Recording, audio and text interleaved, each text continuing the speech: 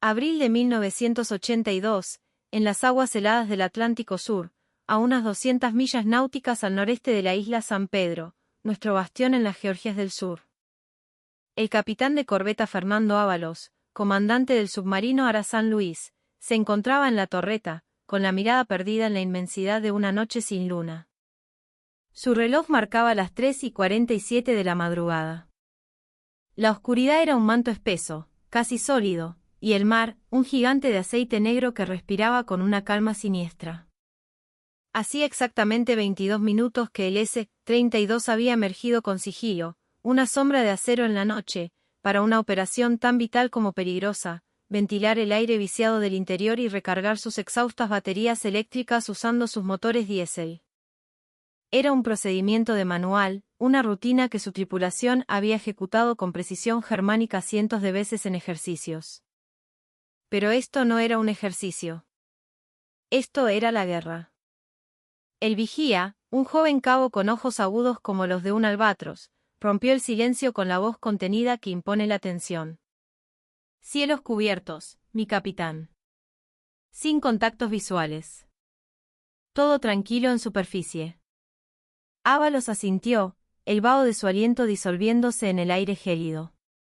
Pero la tranquilidad era una ilusión, un lujo que no podían permitirse en estas aguas infestadas por la Task Force británica. De repente, la voz metálica del operador de sonar, el cabo principal Rivas, resonó a través del intercomunicador, teñida de una urgencia que helaba la sangre más que el propio viento antártico. Mi capitán. Contacto sonar. Recibo un ping activo, muy agudo y esporádico. No coincide con ningún patrón biológico conocido, señor. Es electrónico. Ábalos sintió una punzada de hielo en el estómago. El Ara San Luis, un submarino de la clase 209 de fabricación alemana, era una máquina formidable para su época, pero su fortaleza residía en el sigilo, en su capacidad para escuchar pasivamente al enemigo sin ser detectado. Su equipo sonar era el CSU-3, un sistema pasivo excelente para la escucha, pero casi inútil para analizar las emisiones activas de alta frecuencia que los británicos estaban empezando a utilizar. Estaban tecnológicamente ciegos y sordos ante el cazador más moderno. ¿Qué tan agudo, Rivas?, preguntó Ábalos, su voz un susurro grave, tratando de no transmitir la alarma que sentía. La respuesta del sonarista tardó un segundo en llegar, un segundo que se estiró como una eternidad. Frecuencia altísima, mi capitán. Por encima de los 8 kHz.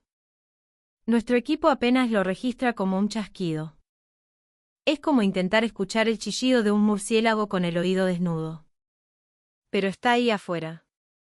Nos está buscando. Un escalofrío recorrió la espalda de Ábalos, una premonición oscura y fría. Si esta crónica de coraje y tecnología, de la lucha de David contra Goliat en los mares del sur te conmueve, te pido por favor que nos apoyes con un me gusta. Tu clic nos ayuda a mantener viva la memoria de nuestros héroes y a compartir más historias como esta, documentadas con el rigor que merecen. Y si todavía no sos parte de nuestra comunidad, suscríbete a nuestro canal, Memorias de Malvinas, para no perderte ningún capítulo de nuestra historia. Lo que el capitán Ábalos no podía saber en ese preciso instante, en esa gélida madrugada de 1982, era que su submarino estaba siendo iluminado, no por un radar, sino por el pulso de un sonar activo de inmersión /diagonal AQS-13, una pieza de tecnología casi de ciencia ficción para ellos. Este sonar no estaba en un barco lejano, sino que colgaba del vientre de un helicóptero Westland Lynx de la Royal Navy, que volaba apenas 150 metros sobre las olas, completamente invisible en la oscuridad total, un fantasma mecánico en el cielo austral. La tripulación británica del Lynx, operando desde la fragata tipo 22 HMS Brilliant a más de 30 kilómetros de distancia, ya había localizado la débil firma acústica del San Luis emergiendo. El piloto, el teniente de vuelo Davis, ya había iniciado su sigilosa aproximación de ataque, guiado por la información de su operador de sonar, que veía al submarino argentino como un nítido punto verde en su pantalla de fósforo. Ábalos no dudó. Su instinto, forjado en miles de horas de patrulla, le gritó la única orden posible: la decisión que había salvado su vida y la de su tripulación en incontables simulacros. Alarma. Inmersión de emergencia. La sirena, un sonido gutural y estridente, desgarró el interior del submarino. La calma se hizo añicos. La tripulación, un organismo único movido por la adrenalina y el entrenamiento, se lanzó a sus puestos. Los vigías se deslizaron por la escotilla como si se los tragara la tierra. Ávalos fue el último en bajar, cerrando y asegurando la escotilla de la torreta con una fuerza brutal. El estruendo del agua inundando los tanques de lastre era como el rugido de una bestia despertando. Pero esta vez, todo era diferente. Un submarino tipo 209 como el San Luis necesitaba alrededor de 30 segundos para desaparecer completamente bajo la superficie, un parpadeo en tiempo de paz, una eternidad en combate. Ávalos lo sabía. Y los británicos, con su tecnología superior, también lo sabían. Lo que la tripulación argentina no sabía era que el enemigo ahora podía seguirlos, con precisión milimétrica, durante cada segundo de esa desesperada zambullida hacia la seguridad de las profundidades. El helicóptero Lynx se abalanzó desde la oscuridad, una libélula de acero a más de 250 km por hora. Su operador de sistemas de armas, el subteniente Holland, observaba en su consola cómo el contacto del San Luis se hacía más y más fuerte. Distancia al objetivo, 2000 metros. 1500. 1000.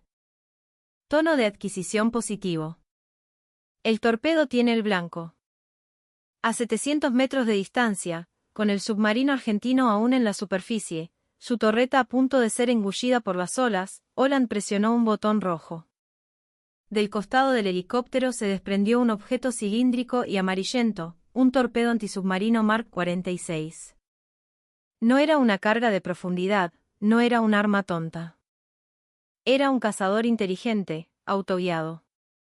El torpedo entró en el agua con un chapoteo casi imperceptible y su motor se encendió con un zumbido agudo, su propio sonar activo comenzando a emitir un chillido ultrasónico, buscando al gigante de acero que intentaba escapar. Para la tripulación del San Luis, el primer indicio del ataque inminente no fue una explosión. Fue un sonido. Un ruido agudo y enloquecedor que Rivas, el sonarista, escuchó en sus auriculares. Torpedo en el agua. Escucho el sonar activo del torpedo. Viene directo hacia nosotros, mi capitán. Ávalos, a medio camino por la escala hacia el compartimiento de control, se congeló por una fracción de segundo.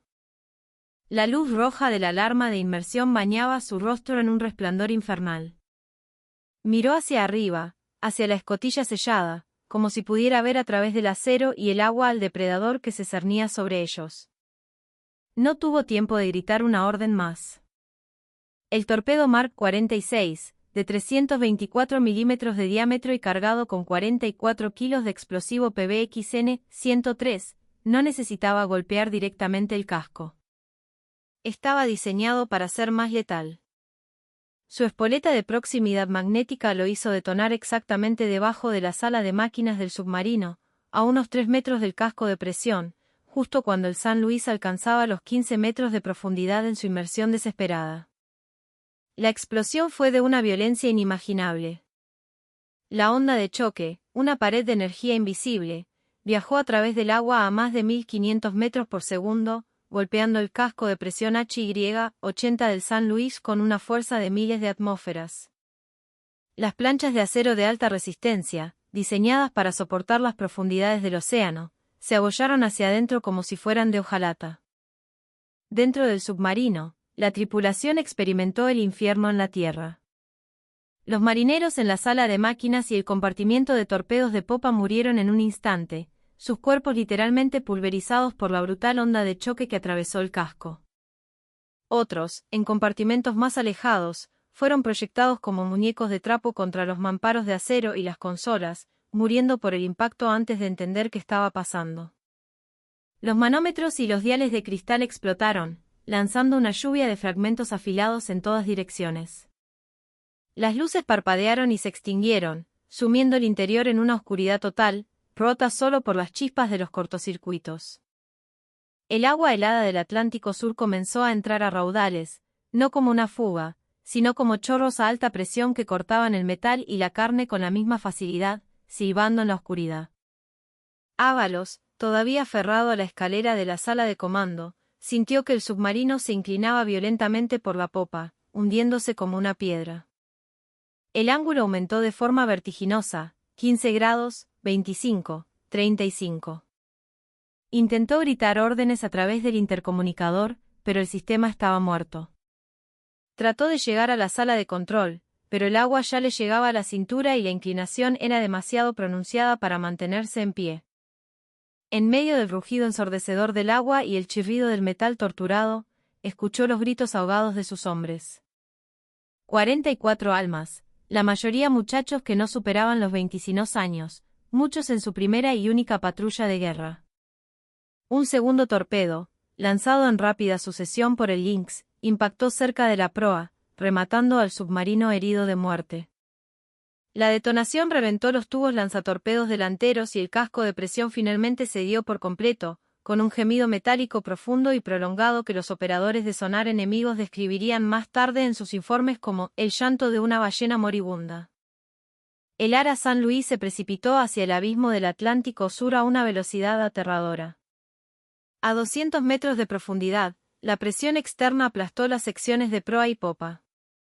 A 400 metros, el resto del submarino colapsó sobre sí mismo bajo la presión hidrostática de más de 40 atmósferas, implosionando en una fracción de segundo. Desde el aire, la tripulación del Lynx observaba la escena en su pantalla de radar y a través de gafas de visión nocturna. Vieron cómo el eco del submarino desaparecía de repente. Vieron cómo una mancha de gasoil y aire comenzaba a burbujear en la superficie, extendiéndose rápidamente en un círculo iridiscente. Vieron algunos restos, fragmentos de corcho aislante y otros objetos livianos, flotar hacia la superficie. No vieron sobrevivientes. El teniente de vuelo Davis anotó en su bitácora, con la frialdad profesional de un cirujano, submarino clase 209 destruido. Coordenadas clasificadas. Hora las 3:51 Zulú. Sin supervivientes. Tiempo total desde la detección inicial del sonar hasta la confirmación de la destrucción, 6 minutos y 15 segundos. Tiempo desde que el Ara San Luis inició su inmersión de emergencia hasta su aniquilación, menos de 90 segundos. El capitán de corbeta Fernando Ábalos tenía 38 años. Era un oficial condecorado, un submarinista de élite, respetado y querido por su tripulación. Había servido a la patria durante 20 años. Su cuerpo, junto con los de sus 43 valientes tripulantes, descansa para siempre en el casco de acero del Ara San Luis, a más de 500 metros de profundidad en las heladas aguas del Atlántico Sur. Son nuestros centinelas eternos. Pero la historia del arma que los envió a la tumba, y la lección que encierra, apenas había comenzado a escribirse.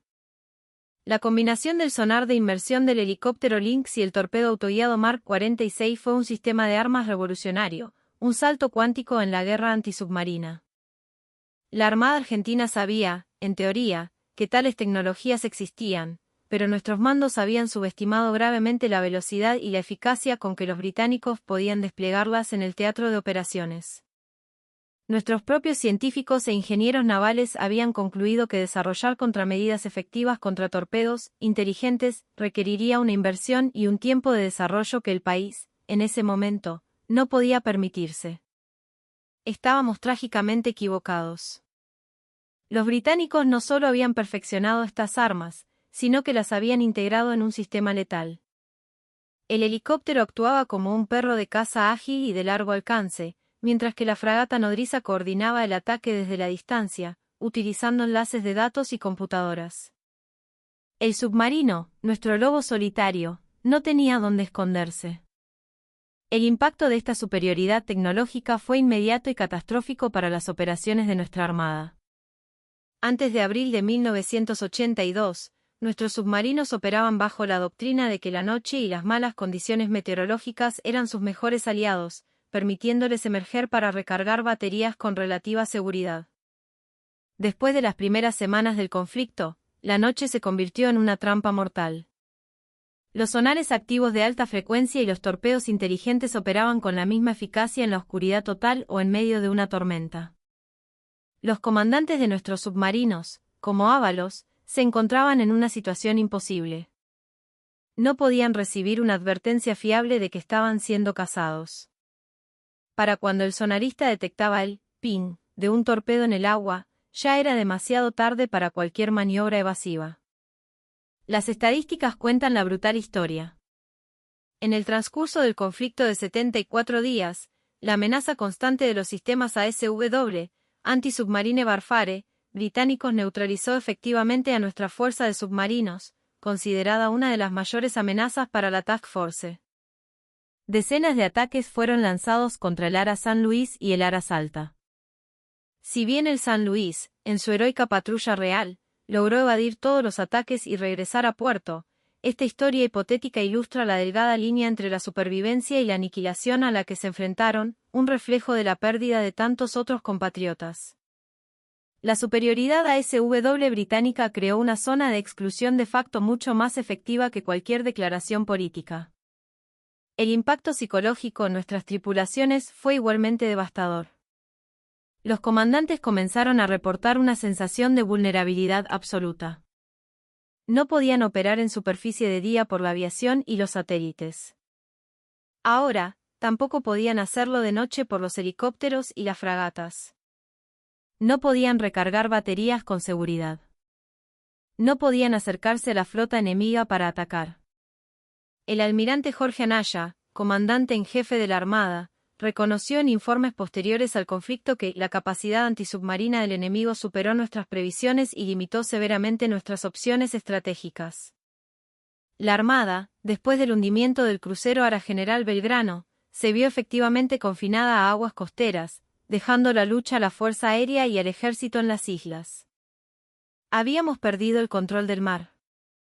Nuestros valientes submarinistas intentaron contramedidas desesperadas. Navegaban a profundidades extremas, se pegaban al lecho marino para confundir a los sonares, se escondían bajo las ruidosas capas termales del océano, donde las diferentes temperaturas del agua distorsionan el sonido. Lanzaban señuelos acústicos para tratar de engañar a los torpedos. Pero nada de esto era suficiente contra un sistema integrado, computarizado e implacable. El torpedo Mark 46, combinado con el sonar de las fragatas y los helicópteros, había quebrado la columna vertebral de nuestra estrategia naval.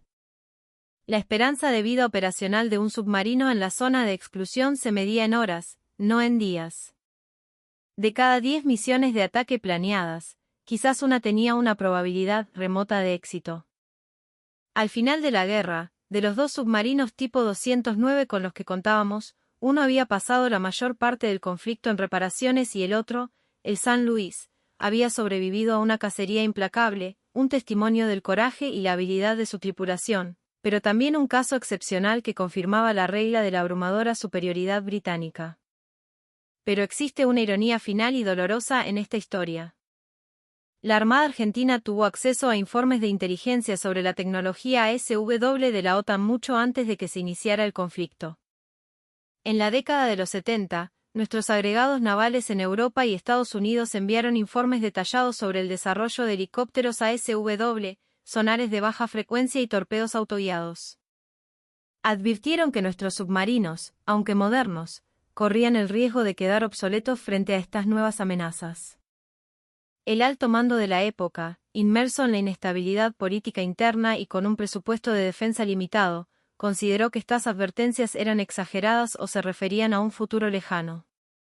Se priorizó la compra de otras plataformas, como los destructores tipo 42, irónicamente, de fabricación británica, y los aviones Super Étendard. No se invirtió lo suficiente en la modernización de los sistemas de detección y contramedidas de nuestra fuerza de submarinos. Se asumió que la habilidad y el coraje de nuestros hombres podrían compensar cualquier brecha tecnológica. Para cuando la guerra estalló y la cruda realidad se hizo evidente, ya era demasiado tarde. Escribí Atlántico Sur en los comentarios si estás descubriendo por primera vez la crudeza de esta guerra tecnológica. La historia del Ara San Luis y la amenaza del torpedo Mark 46 ilustra una verdad que se repitió a lo largo de la historia militar del siglo XX, la supremacía en el campo de batalla no se trata solo de quién tiene la tecnología más avanzada, sino de quién la integra mejor, la despliega más rápido y adapta su doctrina con mayor agilidad. Nosotros teníamos marinos brillantes, teníamos ingenieros capaces y submarinos excelentes, pero los británicos tenían algo más poderoso, un sistema de sistemas, una red de guerra donde el helicóptero, la fragata, el torpedo y el operador humano trabajaban en perfecta sincronía, multiplicando su letalidad. El torpedo Mark 46 fue producido en cantidades masivas. Para 1982, la Royal Navy tenía cientos de ellos en sus arsenales. Cada noche, sus fragatas y helicópteros patrullaban incansablemente las aguas alrededor de Malvinas, transformando el Atlántico Sur en un campo de caza donde nuestros lobos de acero se habían convertido en la presa. El capitán de corbeta Ávalos y sus 43 tripulantes, en esta crónica que sirve de homenaje, fueron solo el comienzo de la amarga lección. Cada noche, en algún lugar de ese mar helado, otro comandante argentino se aferraba a la esperanza, otro sonarista forzaba el oído esperando un eco que delatara al enemigo antes de que fuera tarde, y otra tripulación rezaba en silencio en las profundidades, sabiendo que su valor era infinito, pero que el acero y la tecnología tenían un límite. Y cada noche, la guerra naval que Argentina esperaba librar para recuperar sus islas se inclinaba un poco más a favor del enemigo, un pulso de sonar a la vez, un torpedo inteligente a la vez. ¿Qué opinás de esta extraordinaria y trágica historia de valor y tecnología? ¿Conocías el papel crucial que jugó la guerra antisubmarina en el destino del conflicto de Malvinas? Déjanos tu comentario y suscríbete al canal. Cada semana traemos historias verificadas y fascinantes sobre los hechos que marcaron a fuego nuestra historia. Activa la campanita para no perderte ningún episodio. Por nuestros héroes del San Luis, y por todos los que lucharon